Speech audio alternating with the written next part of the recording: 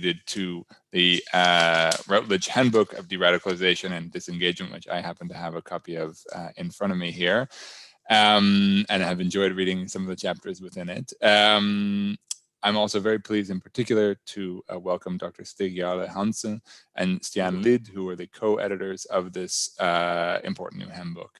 And yeah, we'll hear quite a bit more from them in the course of this event. Briefly, for those who are less familiar with ICCT's work, let me just spend a couple of minutes orienting you around what we do. ICCT is an institution that is really founded around sort of one organizing principle or a single conviction, which is that we believe long-term counterterrorism policy and practice is most effective when rooted in human rights and rule of law approaches. And we know what failure looks like. We're approaching the 20-year anniversary of 9/11. I think all of us on this call can think of many different examples of failures to adhere to rule of law in CT responses, failures of human rights in CT responses, and we know that that only breeds grievances that result in worse challenges than the ones we're initially trying to engage with. So that is ICCT's sort of core mission, and we go after that in three core areas of work. Number one is that we try to really build the evidence base to bolster that core assumption, to prove that that statement. The second thing is that we try and share what we learn, what we find, what our community of experts find through events like this, also through work in the media, through conferences, events, and the like. I'm really trying to disseminate that knowledge into the hands of policymakers and practitioners. And then the last and most, I think, not least thing is that we follow that knowledge into the work of those policy and practitioner settings. So we actually work on the ground in challenging conditions, in prisons, in community settings to build resilience, in youth contexts, to make sure that the lessons of the global context are actually applied locally and adapted, and capacity is built and strengthened where it most is needed. And I think that gives ICCT quite a unique sort of tiered approach to work in the field of CT and PCBE. I will just share a couple housekeeping notes, pretty standard now for the COVID era, one of which is that there will be a Q&A session here at the end of the event. So please feel free along the way to use the chat function, or preferably actually to use the Q&A function. There's a dedicated Q&A function that should be somewhere down here. You can submit them at any time. We probably won't stop to answer them along the way. We will gather them up, and I'll moderate the Q&A session at the end of the event, and I'll try and sort of corral questions and direct them to the relevant experts. And the other important thing that you can do to help us as part of this is that we do, when you exit the event, you will be asked to do a very short, just 3-question, literally 30-second post-event survey for us. That sometimes doesn't seem that fun, but what it does is it's the only way that we figure out that you 75 folks in the room here, have you learned anything useful that from the session? Did we make this an impactful session for you? Can we do something better in the future to make it more meaningful for yourself, for your colleagues, or for others that work in your field? So please just give us 30 seconds of your time on the way out the door. Help us figure out how to make the next event here even better than the one you'll hear today. That's the housekeeping. The last job that I have today, this afternoon, prior to the contact, is to hand over the floor to Dr. Hansen. So let me just make a very brief introduction. He's a renowned political scientist and historian with an outstanding track record of field research and knowledge of Islamism in the Horn of Africa, and a particular focus on the Shabab group in the Horn of Africa. He is a professor at the Norwegian University of Life Sciences, and together with his co-editor, Stian Lid, have been the driving force and really the organizing force behind the Handbook on Deradicalisation and Disengagement. The intellectual brainchild and the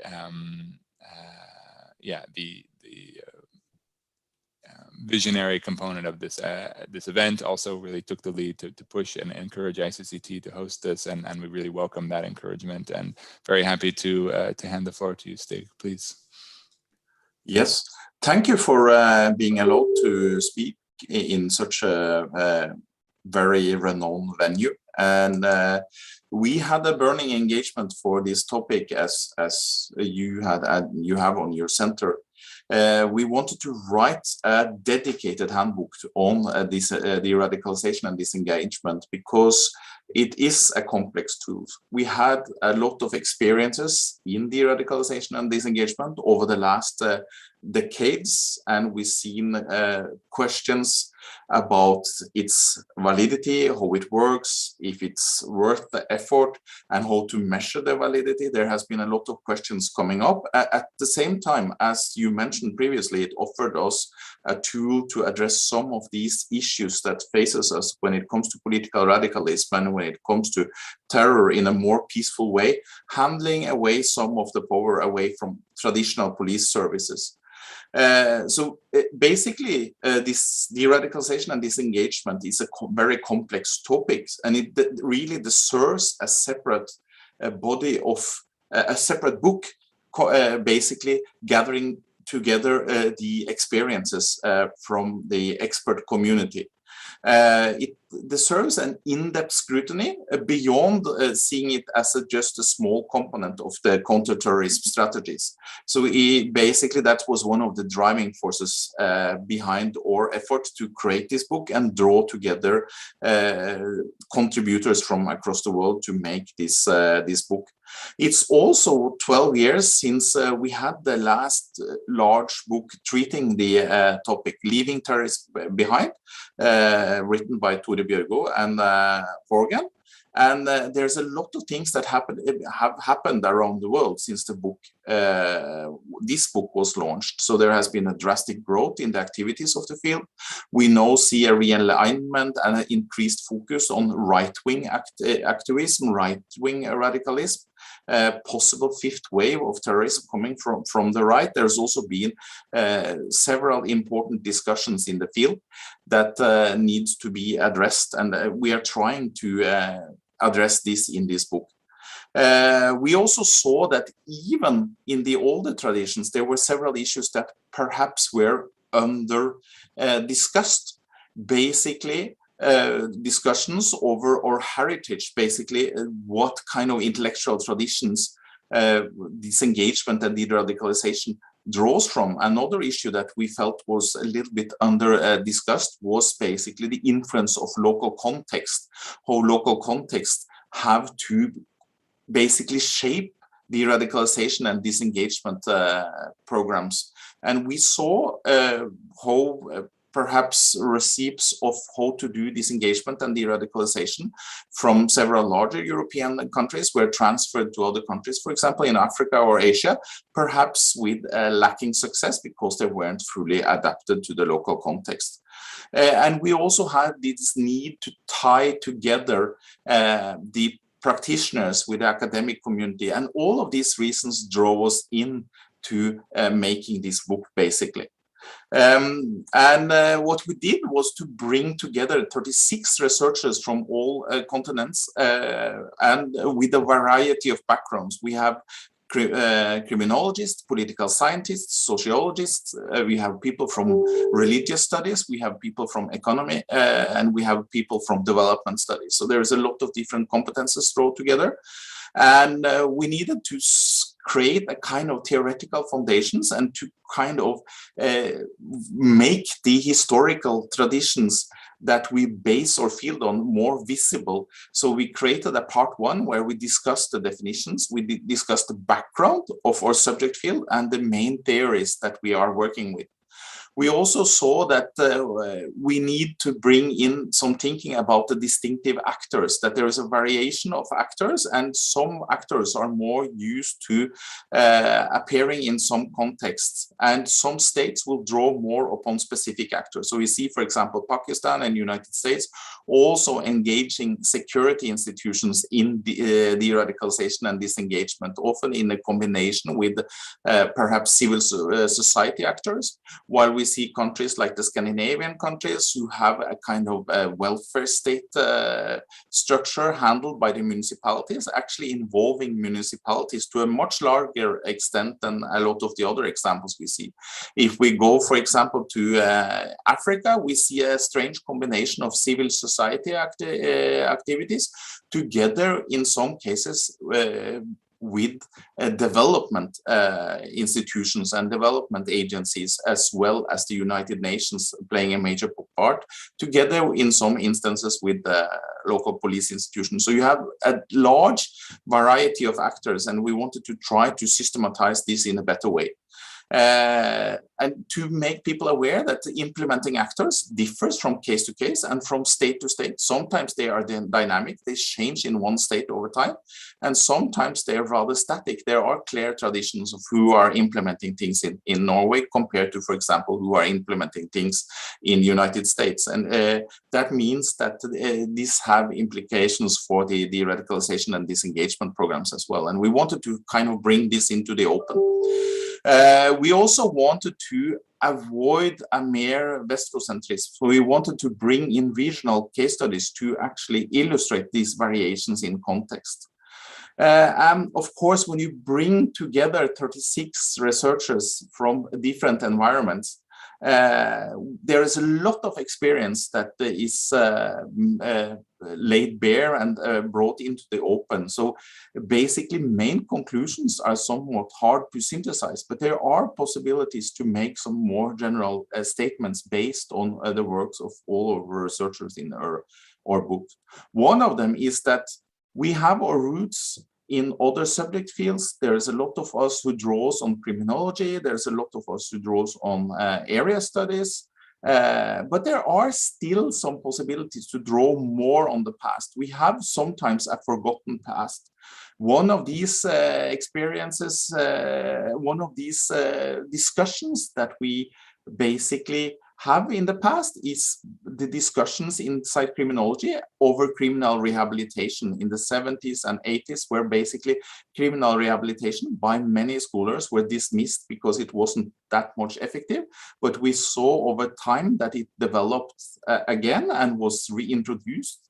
Maybe we can learn a little bit about how we can measure success by taking our experiences from that academic discussion within criminology.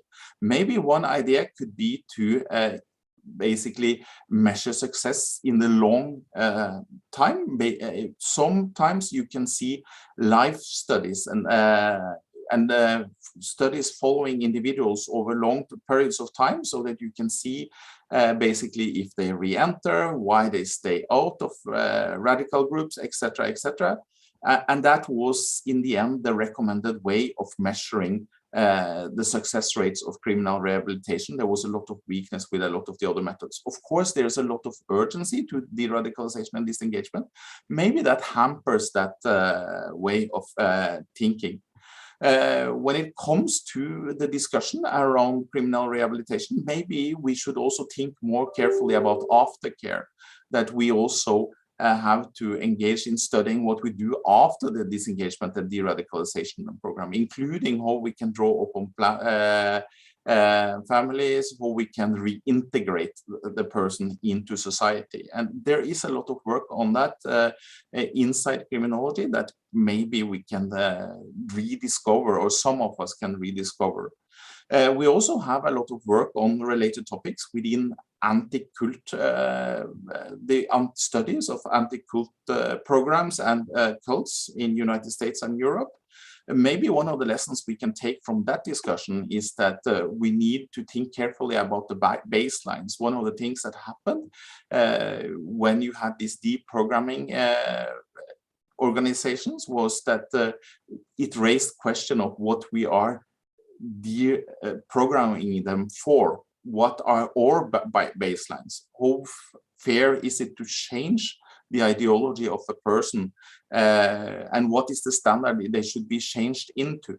As a lot of you are aware, deradicalization and disengagement can and has been misused by states, and there is actually a gray zone between deradicalization in the meaning of changing ideological views of individuals and basically indoctrination. And that's something that we have to be aware of when we build up structures around the world at the global level. In some countries, this may not be important, but in other countries, it will be highly important.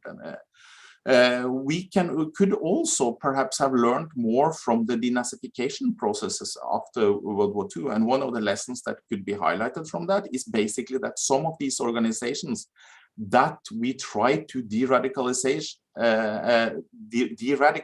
and disengage people from are basically counteracting. So what you have is counter-de-radicalization. And you saw that in some of the prison camps after World War II. And in fact, you saw it in Abu Ghraib. So it's when you design a de-radicalization and disengagement program, in some contexts, you will get counter moves from the organizations that you're dealing with.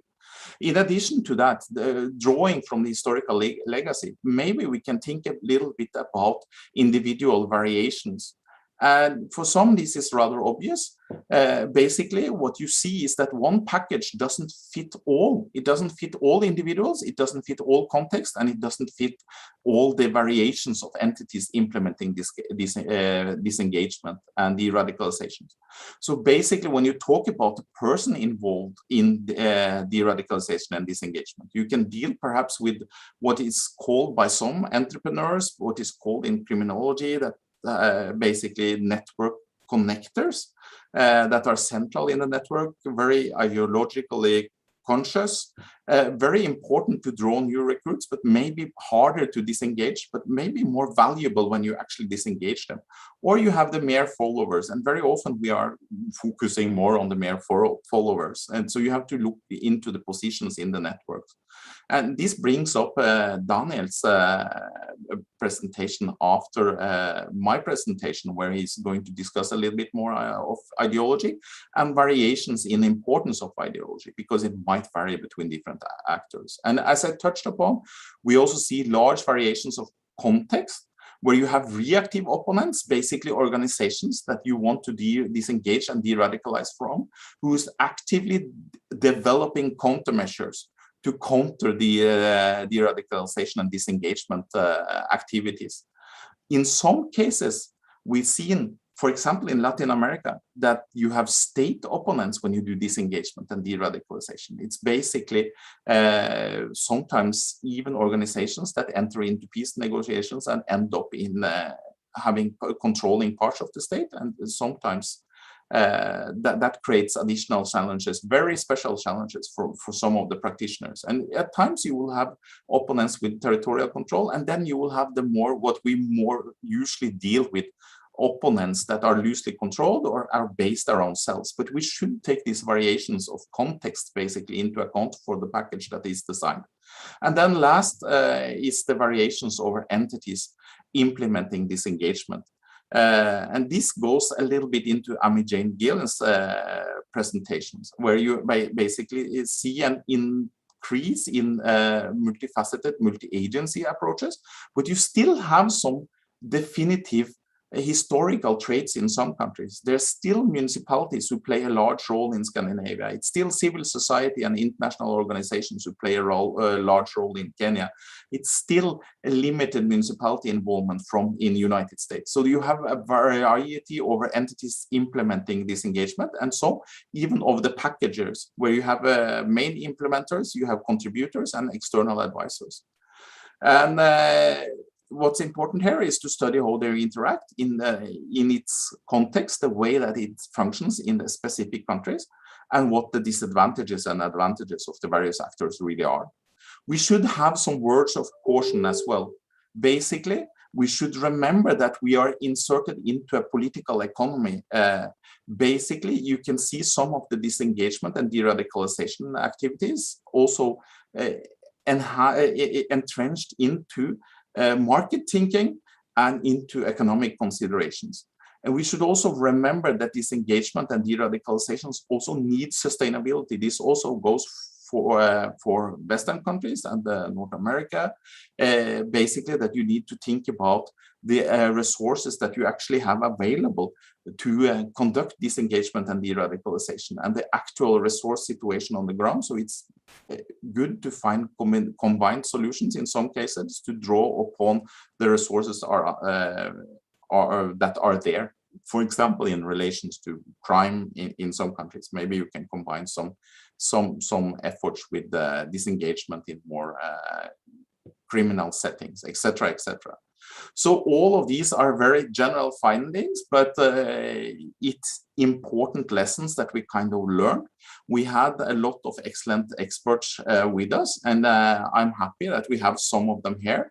We have Daniel Koehler, who is basically the founding director of the German Institute on Radicalization and Deradicalisation Studies, the GRIDS, and he's the editor-in-chief of the Journal of Deradicalisation. We have the pleasure of having Ami Jane Gielen here as a PhD candidate at the University of Amsterdam, looking into countering violent extremism, and also working for the Dutch ministries, and also on the Syria problems of the foreign fighters and foreign fighter returnees to Holland. We also have the pleasure today to have Liesbeth van der Heide, who is a researcher and lecturer at the Institute of Security Studies, and Global Affairs of Leiden University, and a senior researcher fellow for at the International Center of Counter-Terrorism, where she is coordinating ICCT's activities when it comes to terrorism in prisons. And also a keen study and researcher on North Africa and Southeast Asia. If I'm right, also working on Sahel a little bit today and for the time being. These are it's very shortly the lessons and a little bit about the structure of the book. We now have the pleasure, I have the pleasure to give the word to Daniel first, who is going to talk a little bit about the role of ideology in de-radicalization. Thank you, Stig, and thanks, Alexander, and the ICCT for having us today and talk about these very important issues. I'm very happy to be here. Let me just share my slides, and they should be coming up in a second. If there are any problems with that, anyone, please do let me know. Yes, I was asked today to talk a little bit about this very complex and central question, does ideology matter? I mean, of course, yes or no, it's an easy answer question, right? No, it's not. In the field of de-radicalization versus disengagement, exit programs, rehabilitation, reintegration, the role of ideology is absolutely crucial and absolutely complex. I mean, you have hinted on that, Stig. The differentiation between de-radicalization and disengagement is the role of ideology, is how far do we attempt to change a person's religious or political viewpoints, and where do we change them to? And obviously this invites state actors, or sometimes even civil society actors, to bring in their own philosophy, their own ideology as a positive counterweight to what is identified as an extremist belief system whatsoever. So the role of ideology, in however we want to see it, is crucial to de-radicalization and disengagement. So let me just briefly get you started. Upon first look, when we look at research, especially in the last couple of years and even decades, the first brief look would indicate, no, it's not that important. There are many, many studies and scholars who widely share the assumption that ideological beliefs are secondary in radicalization process. People enter extremism and radicalize for different reasons, social reasons, emotional reasons, many other than ideology. Ideologicalization comes usually second in the process, or late in the process, is what most people believe. Most terrorists and extremists are not ideologically driven. This is what research tells us. For exiting, social, psychological, educational aspects are much more important. Usually, many, if not most, exiters or formers will retain some form of ideological residuals. Full de-radicalization is very unlikely and hard to achieve. It's also a widespread view among terrorism researchers and practitioners.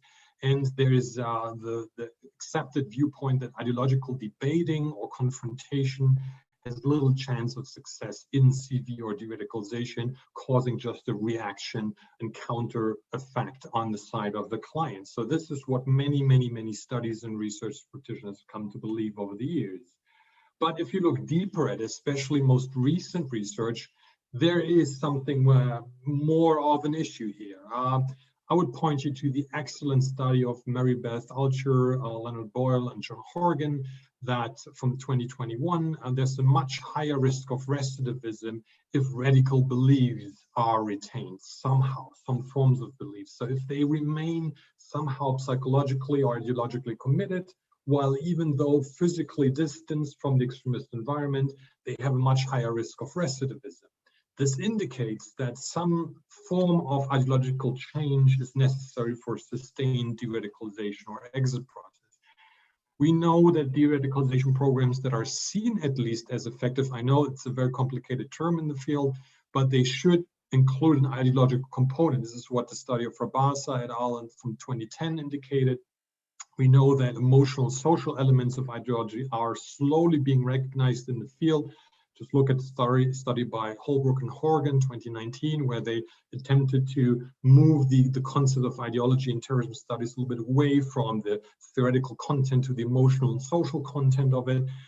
We know also that anti-ideological bias in terrorism research might have affected the field for a long time. If you look at the couple of articles by Lauren Dawson, for example, 2018, and he pointed out that there's a curious erasure of, in his case, religion from the terrorism discourse. So we need to think critically more about, have we somehow pushed away the ideological issue too much in the terrorism field? Now, what's the first confusion here? From my perspective, both as a scholar and as a practitioner, it's the meaning of the term. Most terrorism researchers and practitioners actually have a very, very shallow and superficial understanding of the term ideology.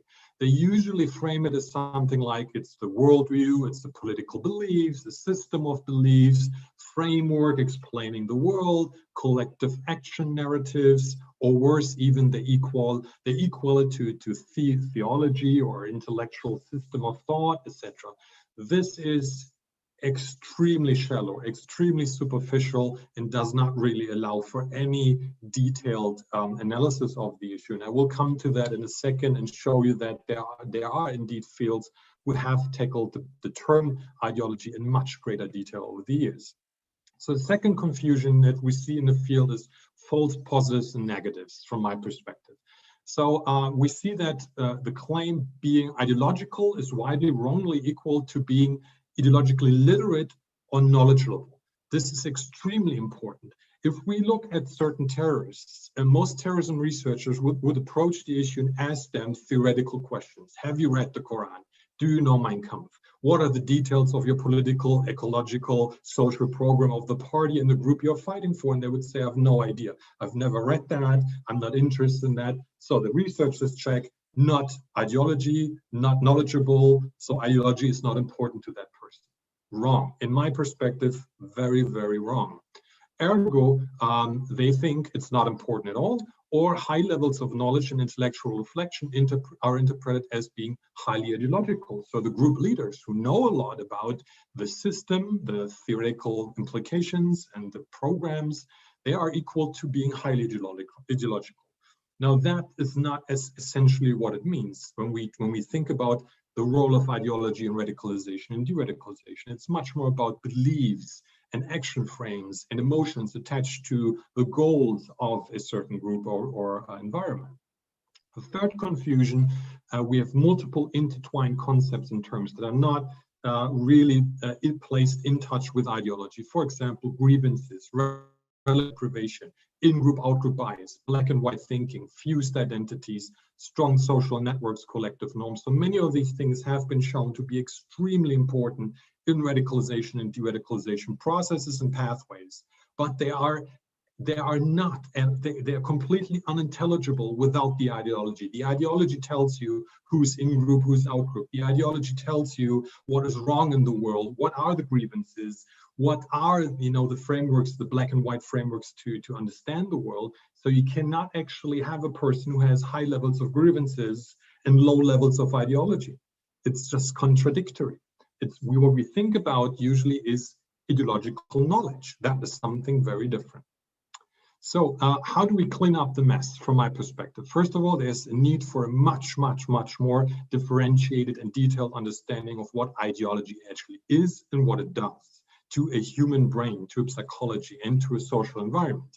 It's the only way to process where, how, when, and why it has an impact or not on a certain person or on a group.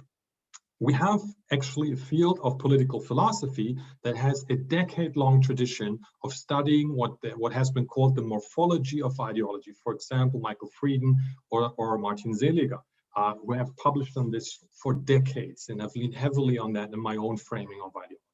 So first step, understand the multifinality of ideologies. This is a concept that has been introduced in the fundamentalism study in religious studies in 1992, for example, in the fundamentalism project at the University of Chicago.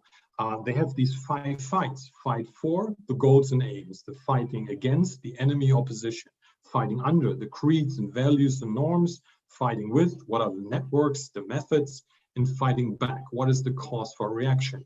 And even that already shows you a much more differentiated understanding and gives you certain directions and angles to see where ideology actually has any kind of effect or meaning. Step 2, understand the that ideologies are everywhere and not necessarily a bad thing. Berger's concept 2018 of extremism as ideologies that are based on the essential fundamental hostility towards an outgroup. That makes an ideology an extremist ideology and not just any ideology. So we need to understand that when does an ideology turn extremist and toxic and dangerous to a person and a society? That is a very useful concept. And step 3, understand the components and internal mechanisms of ideologies. This is the beginner's level.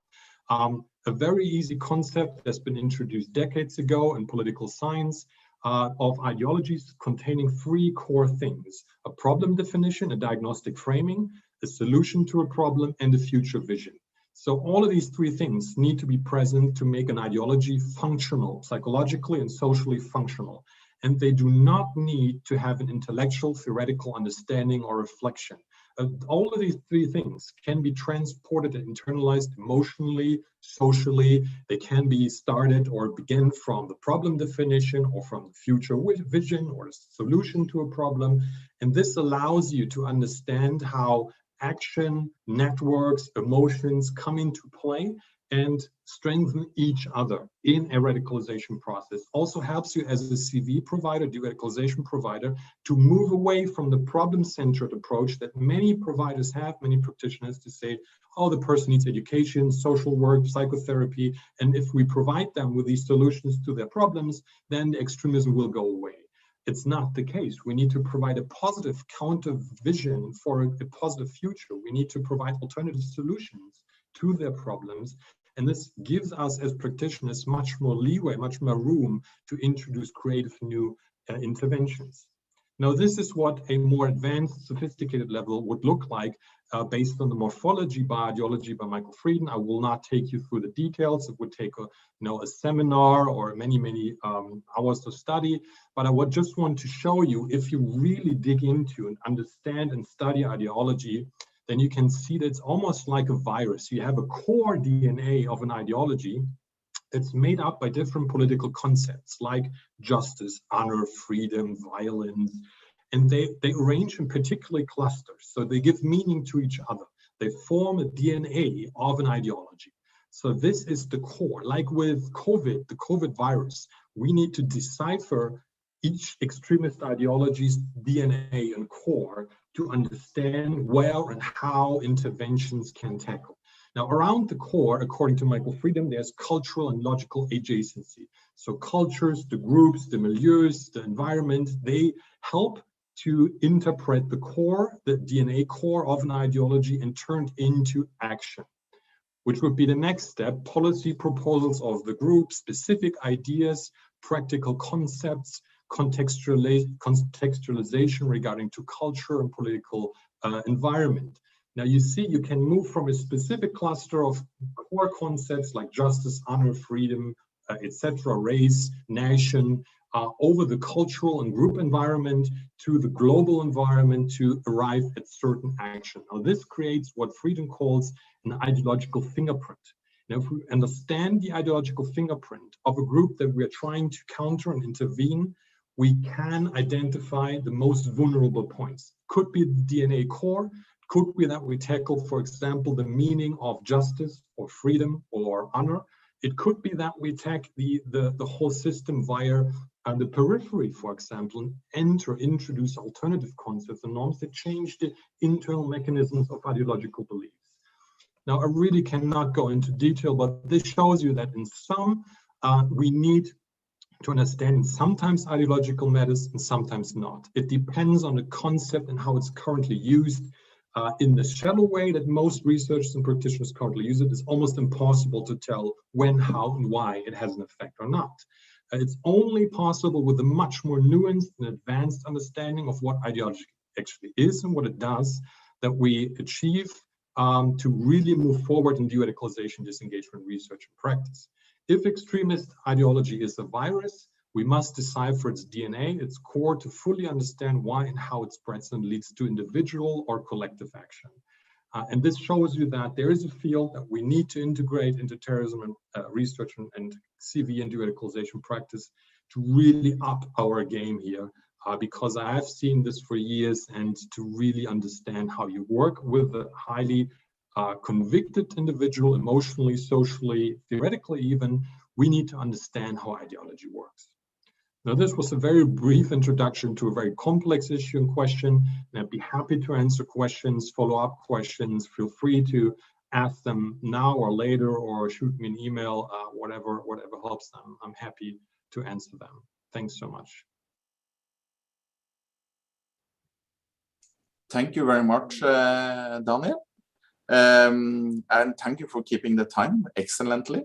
I think I'll just leave the word to Imogen Gielen and to discuss the variety of local approaches in de-radicalization in Benelux, using the Benelux as a kind of example and a case study of general practices. Thank you, Stig. I suddenly realized that that time has caught up on us, and in the meantime, I have obtained my. I'm no longer a PhD student, but I have obtained my my PhD on the evaluation of countering violent extremism, and I will be briefly talking about sort of the local approaches in de-radicalization and disengagement in the Benelux. And before I do that, I want to start with a slide which provides an overview of the PCVE context in the Benelux. I don't know if we can see the next slide. I'll already start talking and then we'll just wait for the next slide. Thank you. Important when we're talking about, I was asked to write the chapter about Benelux, and when I'm speaking of Benelux, I'm speaking mainly of the Netherlands and Belgium, because at the time, well, and still currently, Luxembourg doesn't have the same threat level in terms of violent extremism in comparison to the Netherlands and Belgium. So I'll be mainly discussing Belgium and the Netherlands today, and they have a similar setup in terms of their PCVE program. And just to contextualize de-radicalization and disengagement, I provided this overview of sort of a prevention classification model in which there are different phases in PCVE policy. And de-radicalization and disengagement is basically a form of tertiary prevention, where a tailor-made approach is provided to, well, hopefully ensure de-radicalization and disengagement. And it very much differs per country in what that looks like.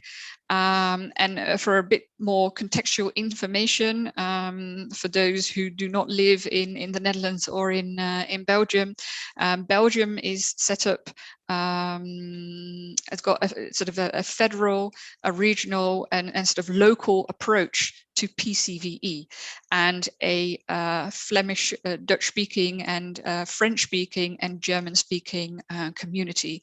So sort of those different administrative levels and also those different languages make it very difficult to have a uniform PCVE policy and thus also a uniform de-radicalization and disengagement approach.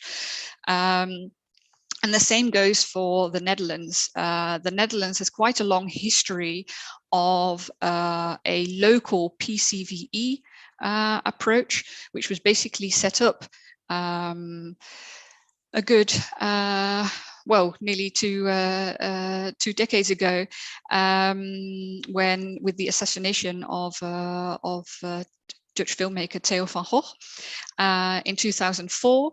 And basically the ministries gave the responsibility to the municipalities to set up a PCVE program. And that has continued throughout the year.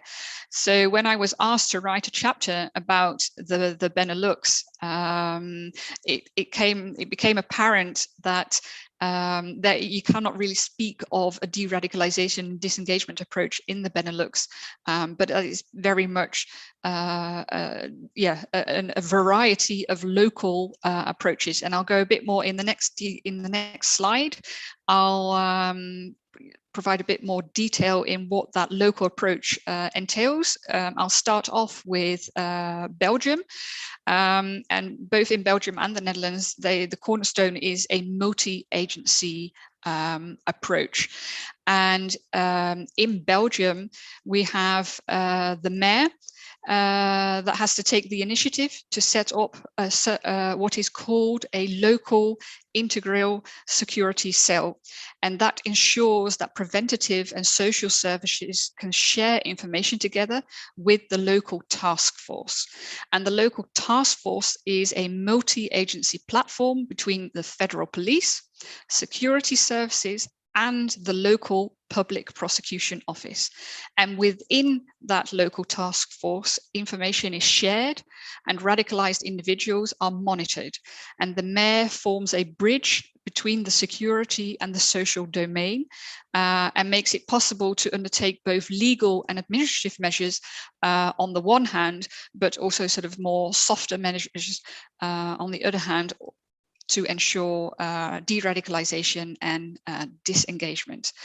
And as you will see in the next slide, the Netherlands has a similar approach.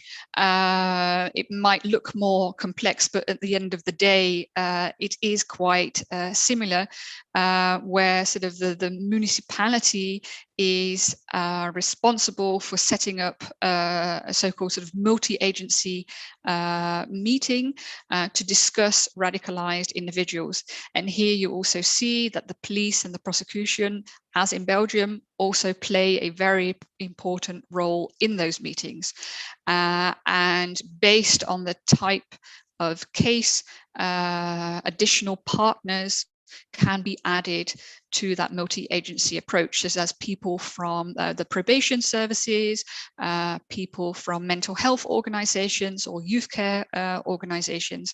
And similar as to Belgium is that a combination of interventions can be implemented, administrative, legal, but also a form of softer measures such as family support, mental health, or ideological counseling. So at first glance, the approaches in both countries might seem quite similar, but what also follows is that the local approach being the cornerstone of sort of de-radicalization and disengagement programs, and also that in the multi-agency approach, each case is taken sort of as it's is tailor-made, or the interventions for each case are tailor-made. So that makes it basically impossible to sort of really compare the different approaches, because there is, at the end of the day, no one size fits all approach to de-radicalization and disengagement. And in terms of effectiveness, it's also hard to measure. As I discuss in the book chapter, the evaluations in both countries and in the different municipalities are currently very, very limited. There have, in the Netherlands, for example, been evaluations, but that's more of sort of the national facilities, for example, from the probation services and the national exit facility. So besides the local approach, we've also got national facilities that also focus on de-radicalisation and disengagement, which sometimes makes it a bit more complex.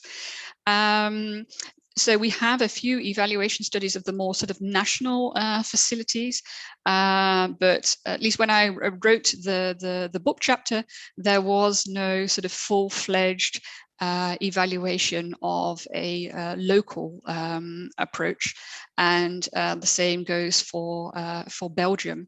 And it's also really, really hard to evaluate, because that's something I'm focusing on in my current work. But what we're seeing in the different municipalities is that risk assessments are not always conducted at the start of a case, or throughout or afterwards. So it's very difficult, even on an individual level, to say something about effectiveness of the multi-agency approach and the different interventions that have been applied. So I think that's a challenge for the future, to see how we can provide practitioners and policymakers with the instruments and the methods to ensure sort of more monitoring and evaluation, so that we can actually say something about the effectiveness of these programs. So in my next slide, to sum up,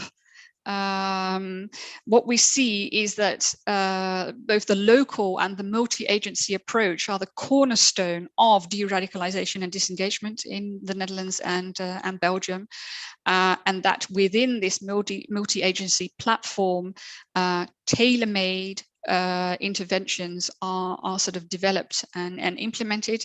That means that there's no one size fits all intervention, which poses challenges for evaluation.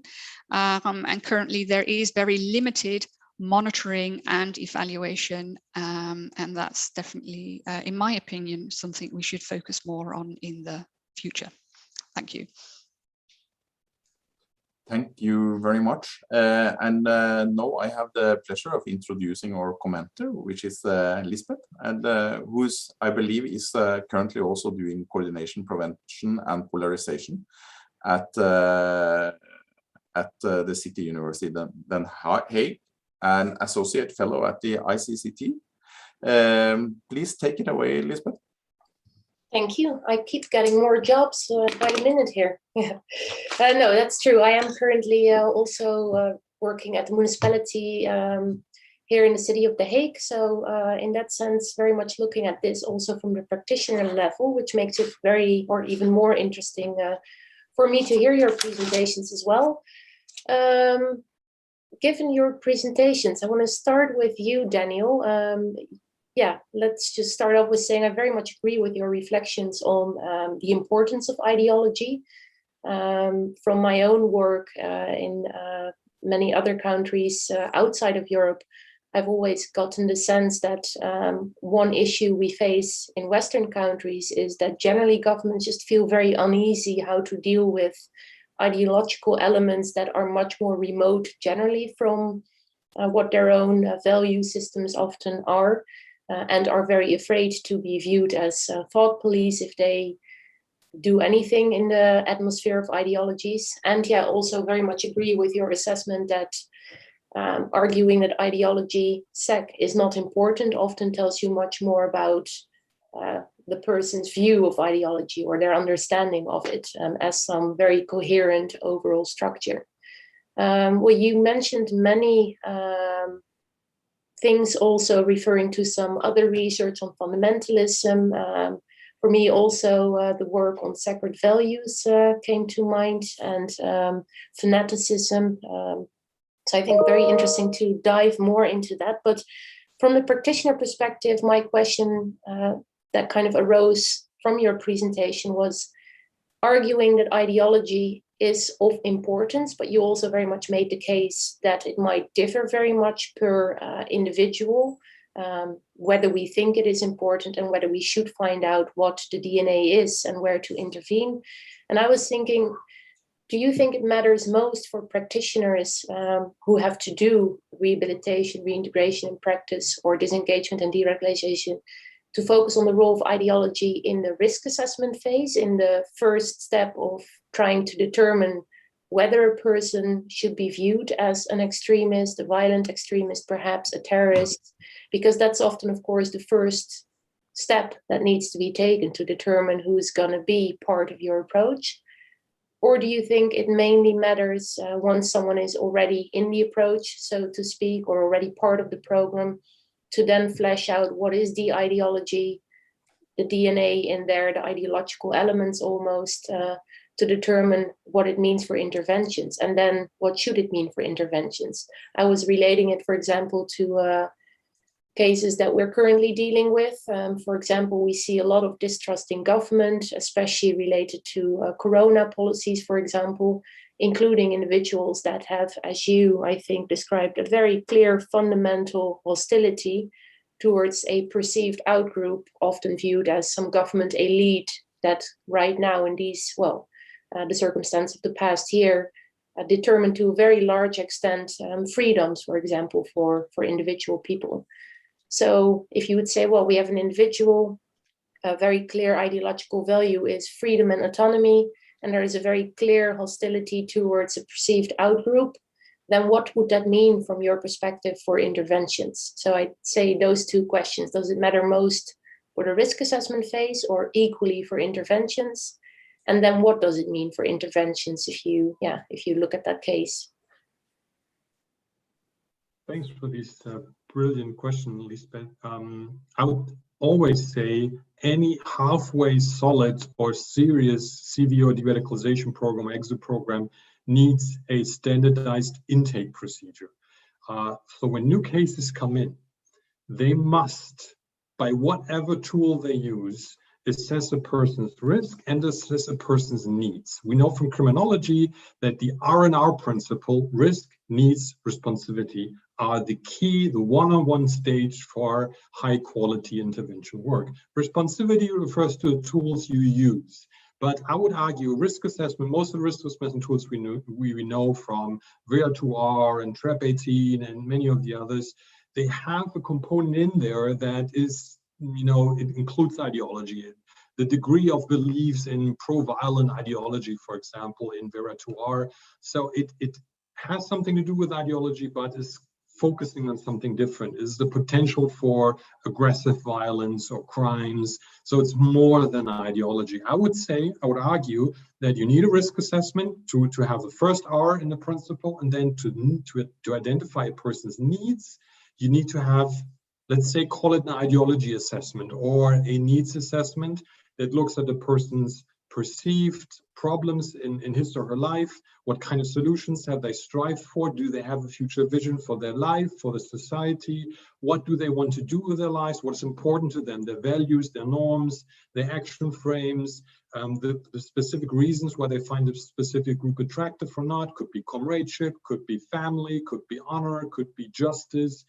There are so many things that could be important to a person. You need to understand an individual client's, let's say, individual value DNA to understand what kind of approaches you can offer the person, how to approach the person, what is a credible source, whether it's a non-credible source. Sometimes it's family members, sometimes it's psychologists, sometimes it's religious authority, sometimes it's someone completely different. A social worker with a former military background, for example, because the person could attach to a vision of masculinity and heroism that is interesting and very important to formulate a bond between the person. So a solid and well-designed de-radicalization program will always start with an intake procedure that assesses the person's risk and needs. And part of the needs should be to identify what are the core beliefs, the core values, the norms of the person, so that you can adjust your intervention and your tools to the individual needs. This is the one-on-one of solid de-radicalization intervention work. So yes, I would say, what does it mean? Your second question, your tools, your interventions, your content even needs to be adapted to the individual needs. So let's say a person comes in from a group that's highly masculine, pro-violence, and the person has a specific viewpoint on what it means to be a strong, white, Western man, to protect women and children against, let's say, a perceived invasion of his country. So you might focus on, what does masculinity mean? How can we change the perception of masculinity? How can we introduce alternative concepts that still protect the person's identity and integrity as a man, but slowly shift it to a more integrative or more peaceful interpretation of masculinity, if that makes sense to you. So yes, it does matter a lot. It should come at the early outset. It should come as a standardized intake procedure, and it should inform the interventions and methods that come later on. Thank you. Very clear answer. I do think that requires quite a bit as well from practitioners, because intervening, and I think you mentioned aiming to provide positive alternatives, then that right away brings the question, I think, what does that mean in terms of the required expertise, but also literally the required resources, because the more you focus on trying to, at the core DNA of a person, that to me right away sounds like a very long-term endeavor, which is maybe what is necessary. But then I also think that brings the question, to what extent, to where in a person's life do you take responsibility as policymakers, as practitioners? Let me maybe first continue with a question to Amy Jane, because I'm mindful of the Q&A that's out there as well, and other people maybe wanting to ask questions. Amy Jane, thanks. Very clear presentation, a very clear chapter as well, I think, on what's going on in the Benelux, both the importance of context that you point out in your presentation as well as how that is then translated into what is often hailed as kind of like the multi-agency approach that we have developed in the Netherlands and in Belgium, and that some other countries worldwide sometimes really find a very attractive but somehow very difficult model to implement. I think in your presentation you called it at some point the cornerstone, the multi-agency approach, a cornerstone to disengagement and de-radicalization. And well, again, also looking at this from the practitioner perspective, that brought two questions to my mind. So given your knowledge of the many different local contextual approaches, because we have one approach and then of course many regional differences in the Netherlands, and the same applies to Belgium, as you clearly stated, I was wondering, to what extent do you, given your knowledge about those different ways of doing the multi-agency approach, feel that the multi-agency approach is actually doing disengagement and de-radicalization, or aiming for disengagement and de-radicalization? Is it very much focused on those aspects? And if yes, what parts of it, in your opinion? Or is it more actors around the table discussing a case, which is maybe kind of like a prerequisite or a first step, but definitely not yet the same as in a very targeted way? And I'm not saying I think it's one or the other, but just really curious to hear your thought, given your expertise. And the second, multi-agency always right away, I think, brings with it as the biggest challenge as well. It doesn't tell you much more than the fact that you have different agencies at the table, which right away means that you'll often have different agencies with very different mandates that bring different goals to the table as well. So to what extent, from your experience, is there such a thing as a shared goal when you apply it to individuals that are participating in programs? Or do you think it's more a matter of different mandates, different goals that to the largest extent possible are being aligned? Or maybe even the total opposite, many different goals, no shared goal. So in a way, kind of like information exchange of what everyone is doing, but nothing more than that. Because, yeah, what it looks like in practice, it can work out really nicely, or it can be nothing more than people sharing their information, perhaps their own goals, but not necessarily working together.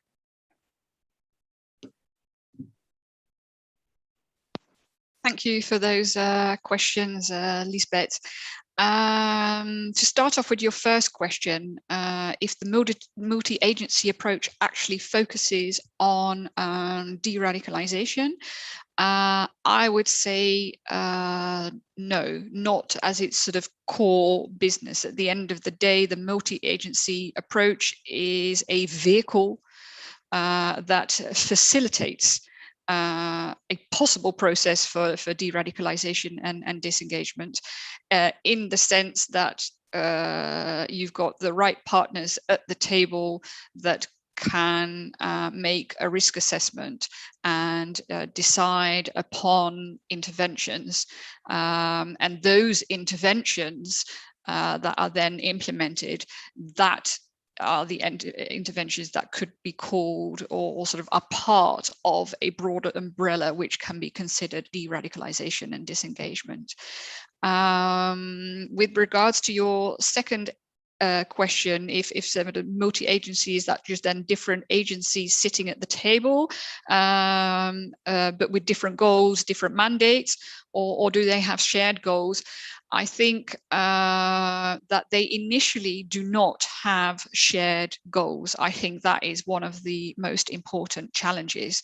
And that's understandable from the mandates the different organizations have. I mean, the police will always have a different goal than someone from a mental health organization, for example. So initially, their goals are diverse, but I think the multi-agency approach, again, is sort of a vehicle to sort of get those goals more aligned, or at least to express those goals, and to see how different organizations can work sort of in harmony, without sort of biting each other. But I definitely think it's more than, especially those multi-agency approaches in those cities that have been sort of running for a longer time. So sort of especially cities that really have been working on this issue since 2014, when the foreign fighter phenomenon really took fight. I think it's definitely more than just information exchange, and I do believe that they're trying to sort of align goals and to find common ground to together work with the best intentions for the radicalized individual. And maybe as a follow-up question to both you and Daniel, and then I'll come to your presentation as well, Stig. To what extent do you think it's necessary or essential for partners that work on de-rad or disengagement to have a shared understand or a shared goal when it comes to aiming to de-radicalize or disengage a person? And yeah, the same question for you then, Daniel. And for you, on top of that, I would say, to what extent would it matter to you, given your presentation, whether you have several actors working together towards disengagement or towards de-radicalization, or, for example, having 5 different partners, 3 of which argue we are aiming for de-radicalization, 2 of which say, well, great, go ahead, we'll work on disengagement because we don't really understand the ideology or don't believe in de-radicalization, which is also often the case, of course. So maybe starting with Amy Jane. Yes, with sort of the should there be shared goals? Yeah, as I said, sort of in terms of mandate, there are always going to be different goals from different organizations. So it should at least be very clear and continually expressed in all these case meetings what the goals of the different organizations are. But I think at the end of the day, they should work towards a a common goal, and if each organization just sits at the table from their own perspective with their own mandate and their own goals, then it's only going to be a sort of information exchange meeting instead of getting that sort of that next level towards sort of de-radicalization and disengagement and finding that common ground and understanding and working together. I would completely agree to that, that all these different partners need at least to share one minimal goal, maybe rejection of violence, for example. It's usually a widely accepted goal. And then on top of that, many different organizations could have additional goals. As you said, Liesbeth, the more nuanced, the more sophisticated understanding of ideology also brings with it more tasks and more resources needed and more interventions, more different tools and methods. And that is typically something in most Western countries. No DRAD program or disengagement program does all the things that are necessary to be done on its own. They usually have a wide array of partners in their network. They have mental health partners, they have social work partners, they have educational partners, etc., etc. And they bring them in as strategic service providers for a specific client based on their own assessment and strategy and counseling strategy for their clients. So what most de-radicalization programs do is actually they strategically moderate a network of different service providers with a perspective on a certain client. And in that perspective, what we most often see is a difference between governmental and non-governmental organizations when it comes to de-radicalization versus disengagement. While in most Western countries, governmental services like police or intelligence services, they find it difficult to tackle the issue of ideology and changing a person's political or religious viewpoints to a certain direction because their usually constitutional mandate forbids them to change that or to address that in any critical way, while most civil society organizations are more free to do so, to have their own positive democratic culture and philosophy. Now, I would say that from my perspective in Germany, the gap between these two sides is shrinking considerably over years. So most governmental programs, they would not find it at all questionable to attempt to change a neo-Nazis, racist or anti-Semitic views. It's a given that you can only have a successful exit if you change these persons' attitudes to that.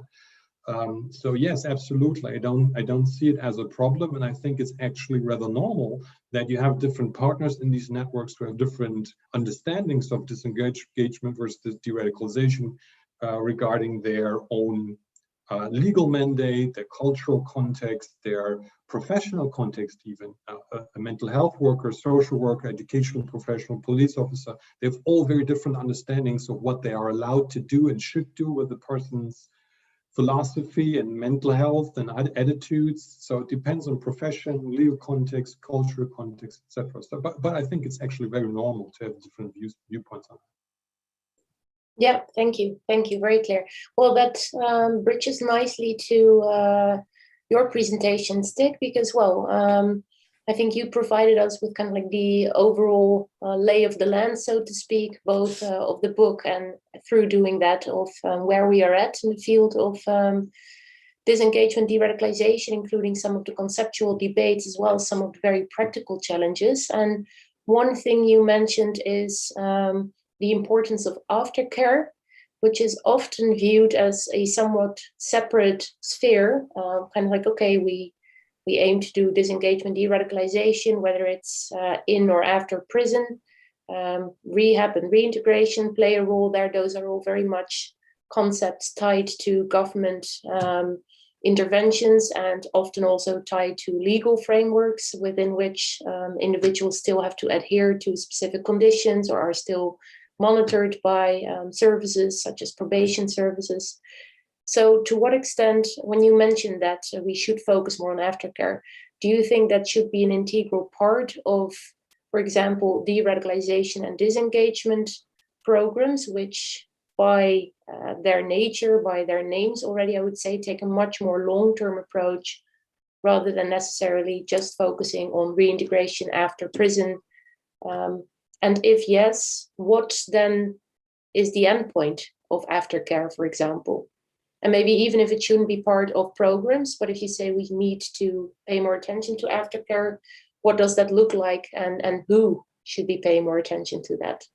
Yeah, no, it's a very good question. I just want to quickly introduce the context here, because my context is really when I looked into these discussions in aftercare and crime prevention within prisons in the 70s. So basically crime prevention programs within the prisons and basically for prisoners was basically dismissed at the time. And it's a very interesting discussion for us. In the American context, it was kind of seen as something that didn't work, partly because they didn't manage to measure it properly.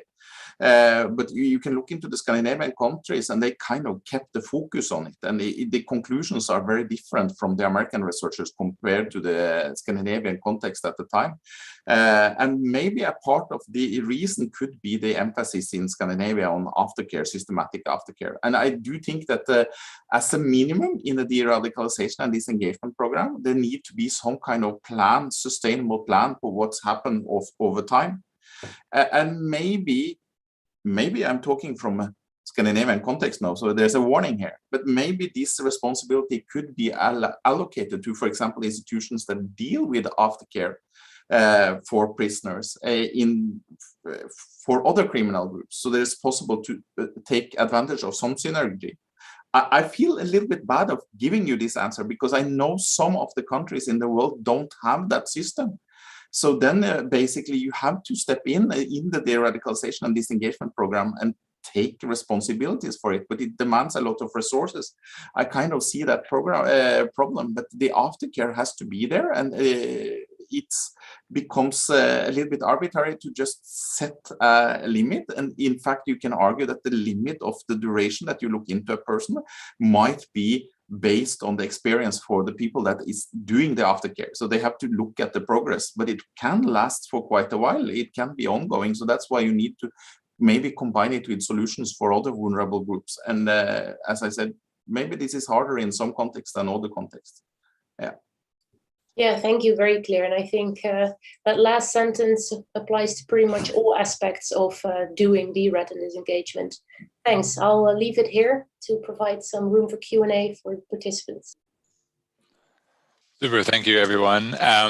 Yeah, I'm in the spirit of slowly transitioning back to live events. I'm going to try something that we don't often do, which is I'm actually going to encourage participants who are in attendance to actually speak their question live to you. So we're going to start with a name that I do know well, Samantha Kuttner, who's worked for ICCT, authored some publications before.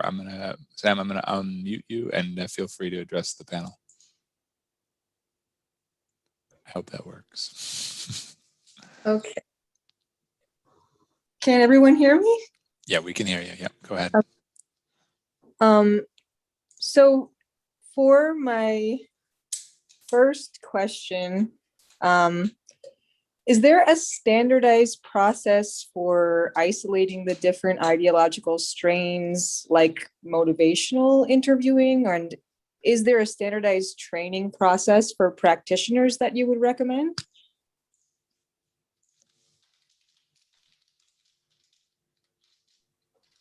I'm happy to take that one, or at least. Yeah, I thought, Daniel, that might be oriented to you first. Exactly. Yeah, please jump in. Motivational interviewing is actually discussed quite a lot, and there are different techniques to do these intake procedures.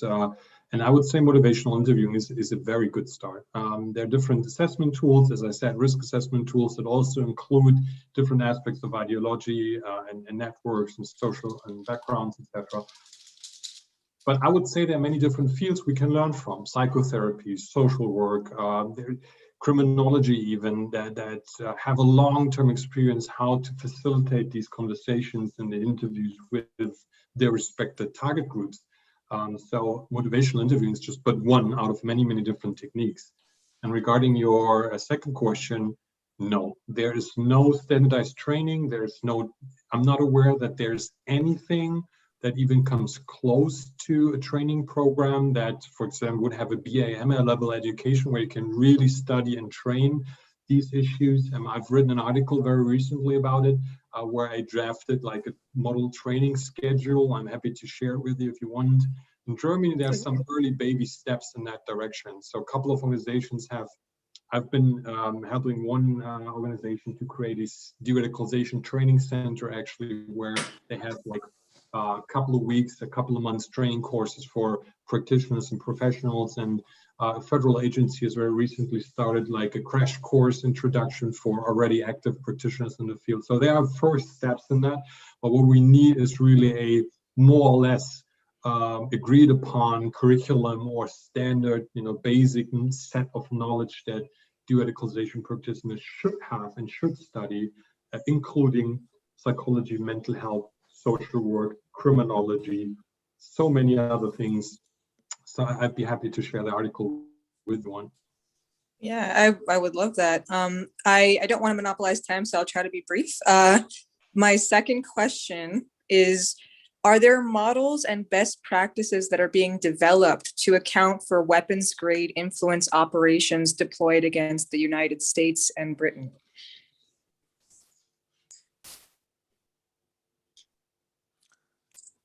I mean, I think that, I'm not going to be super best placed to answer that, but I think the short answer is no, and not that I am aware of in that structure. I see some head nodding.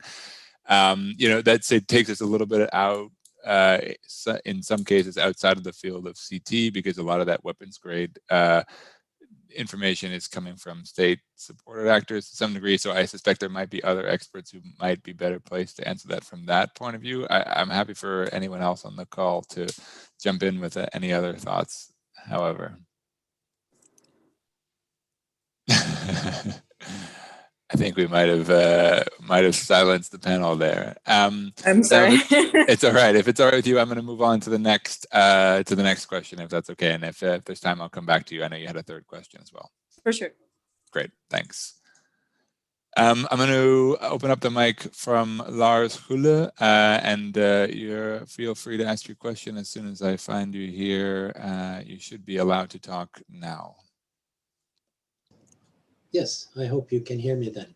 Yep. Actually, I have two questions. The first one relates to a fairly recent experience I had about a very young boy on trial for having made expressions and given instructions to others on how to spread Islamic State propaganda and bomb manuals, etc. But he had not yet carried out a terrorist act. So there must be a gray area here. And we know from experience, both right-wing and left-wing and Islamist expressions of extremist ideas. They are in abundance online, for example. However, there is a very limited number compared to the number of people who express these ideas who actually carry out violent acts. So how do you approach this? There must be a difference, a serious difference in approach to how to prevent those with extremist ideas moving into extremist acts, terrorist acts, actually. I also have a question more specifically to Daniel about ideology, but maybe we should answer this question first. Thank you, Lars. Happy to do so. Please. Yeah, yes, indeed. The relationship between beliefs or attitudes and actions is very complicated. We know that the vast majority of people who hold extremist or radical beliefs do not engage in violent or criminal activities. But we do know that there's at least a certain risk that if people have these beliefs, that they somehow will let their actions follow at certain points, even if they're not criminal or legal.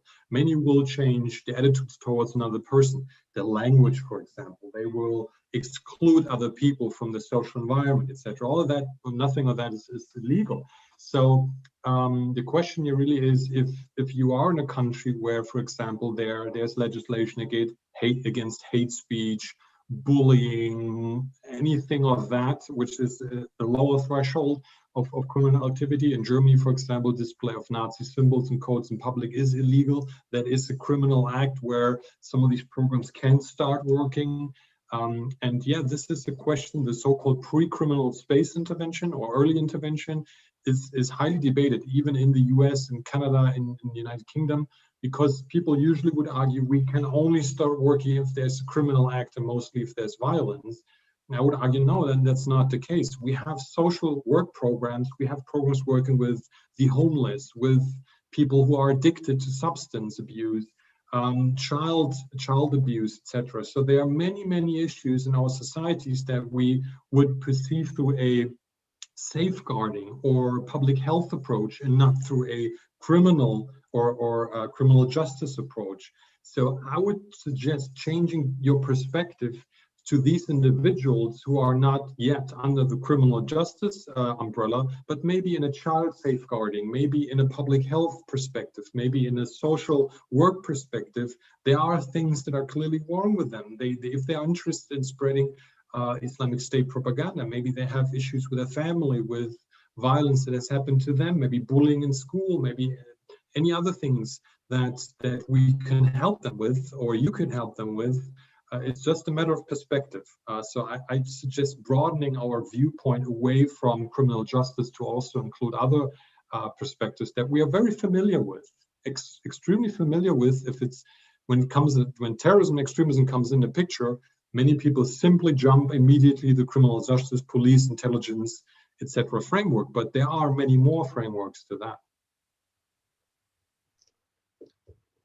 Can you still hear me? Yeah, Lars, please, Okay. if you've got a second question, and then similarly, we'll after your second question, I'd like to move No, on to others. I agree with Daniel on this. We need a broad approach, and it is very dangerous if we criminalize, especially too early, because then we risk creating more problems than we actually are solving. On the other hand, the balance here, as you mentioned, also is the risk of the authoritarian or even totalitarian states with perfect ideas on how we all should live. My second question relates to this. It has to do with ideology, because I think of ideology as something out there, outside my mind. In a book, in text, it's propaganda you use to spread ideology. The way I thought you presented ideology was that it was much more. It is the individual's way of thinking. But to me, that becomes something different. Because if I find a book, let's say, just use one example, Communist Manifesto, that contains an ideology. I read it, you read it, Stian reads it, and we have very different approaches to it. How we process that is not necessarily dependent on the content of the ideology, but our mental states, our psychological constitution, the whole context situation we are living in, etc. So I'm afraid that your concept of ideology becomes too broad, too wide, it becomes a catch-all. So I will, I want to problematize your new concept of ideology. And please comment if you want. I'll try to be brief. Yeah, I understand that completely.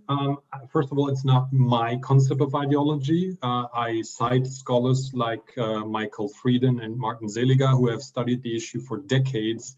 And the concept of ideology, for example, the framing of problem, solution, future vision, has been in political science and political philosophy for many decades, and has been discussed a lot.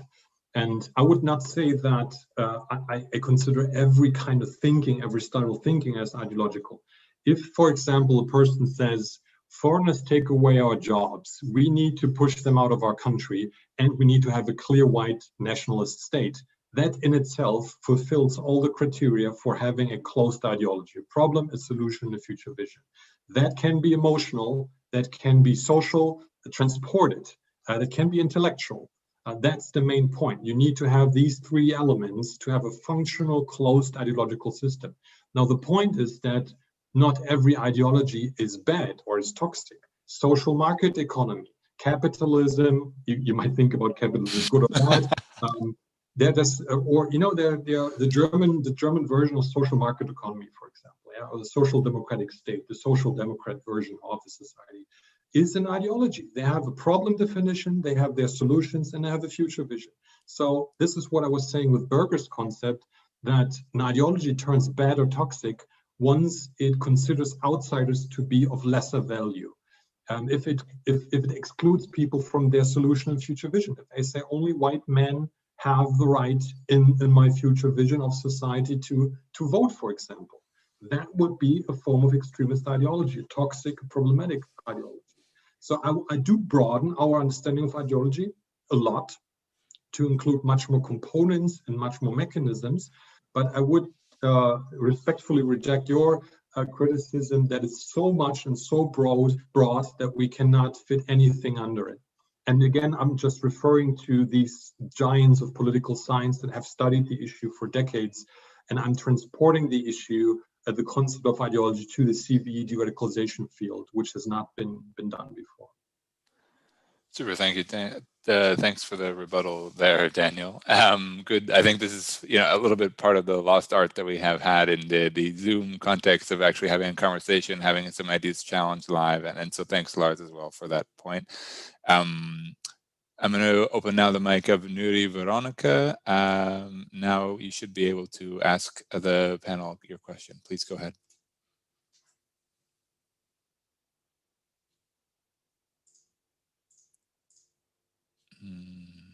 If we cannot, yeah, there you go. Hello? You're good. Yep, Can we you can hear hear me? you. Yep. Yeah. Okay. Thank you for the opportunity. I have one question for everyone in the panel. What measures of disengagement and deradicalization do you suggest to address women who embrace misogynic views, toxic or hegemonic masculinity perspective, and support for violent extremism? Because there is a research from Honest Gender Peace and Security, where I am currently studying, that women who embrace misogynic views are 3 times more prone in supporting violent extremism and terrorism. While in my field study, I also found out that women also have these toxic masculinity views, such as she doesn't feel like accepting that the husband will do suicide bombing on himself so he can get married to the 72 angels in the heaven.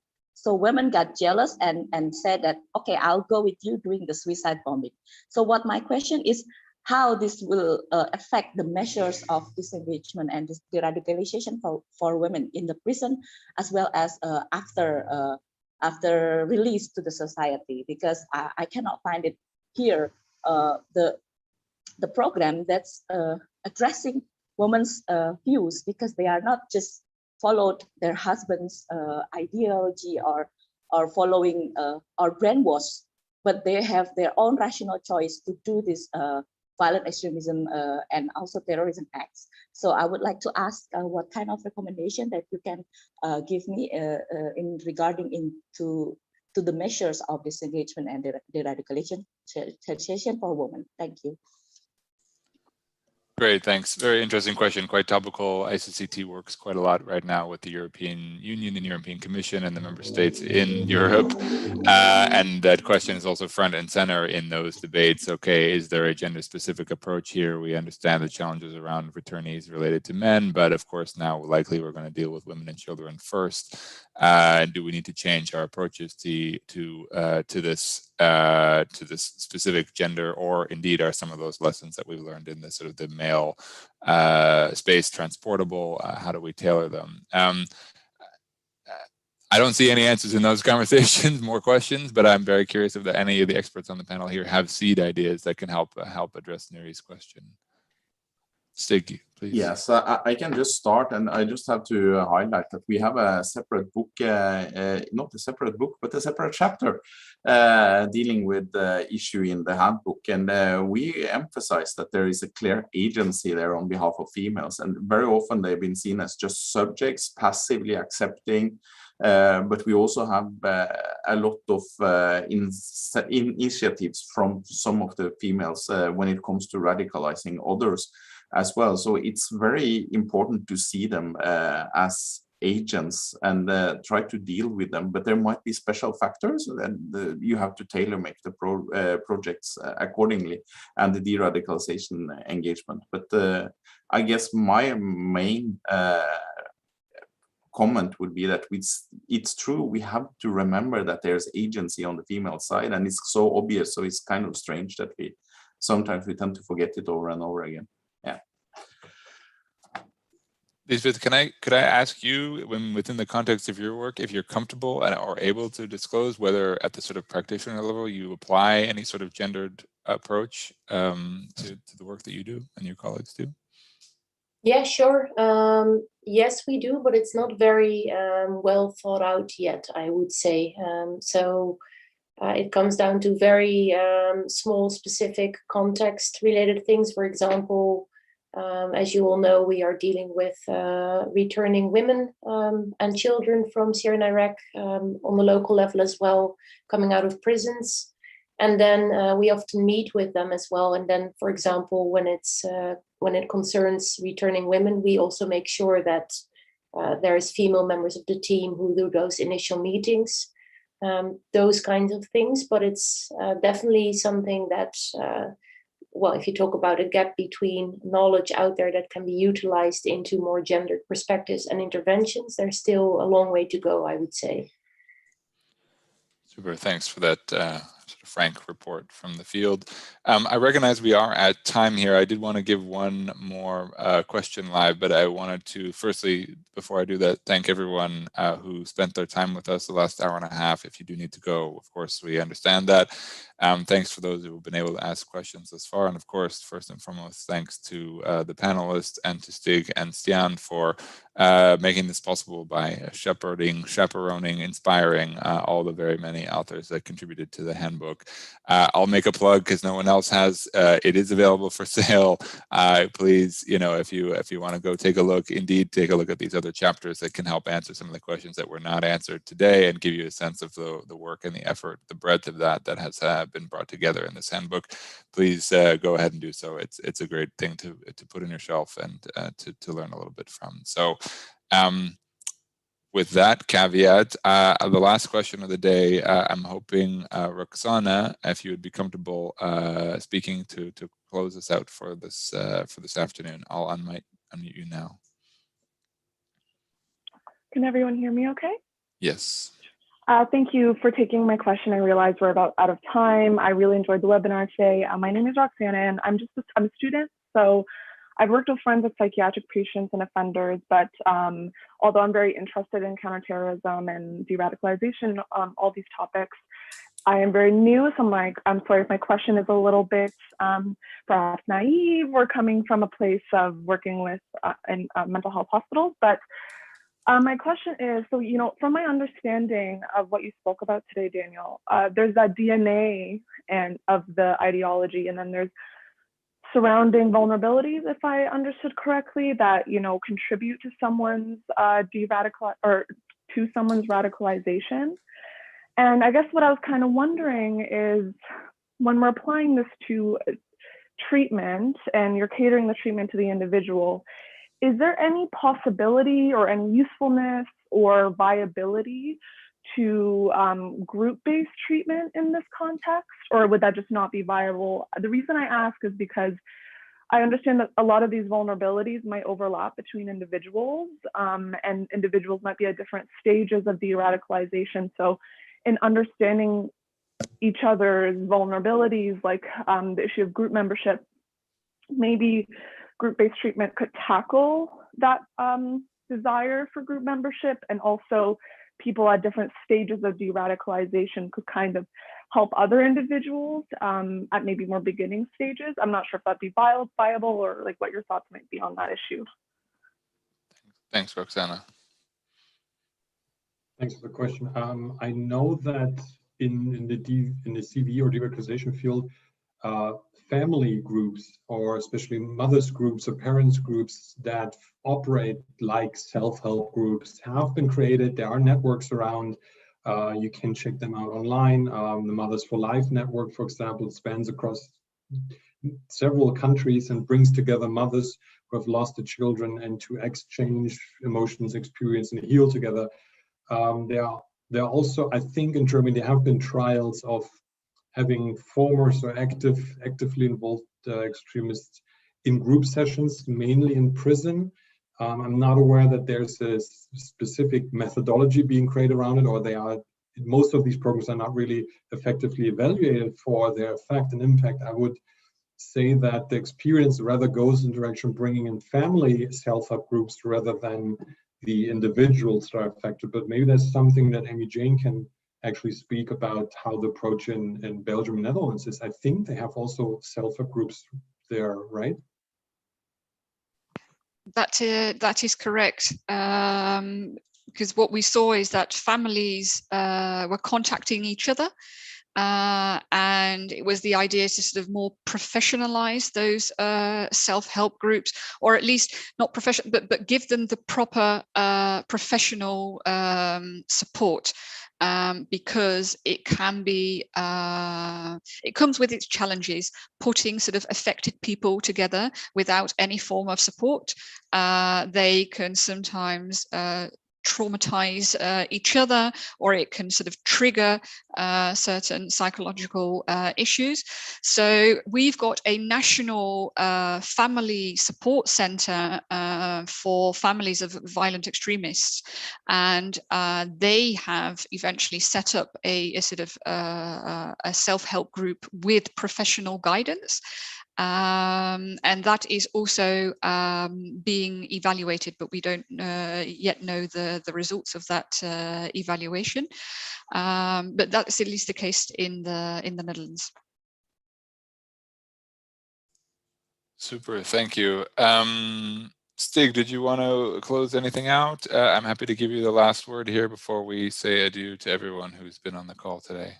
Yes, I'm very happy to have some excellent discussion here from a lot of different angles. And of course, it's a challenge to take all of these chapters and synthesize into a short presentation and just 2 cases, and that's a little bit sad, because there's a lot of things going on in the book.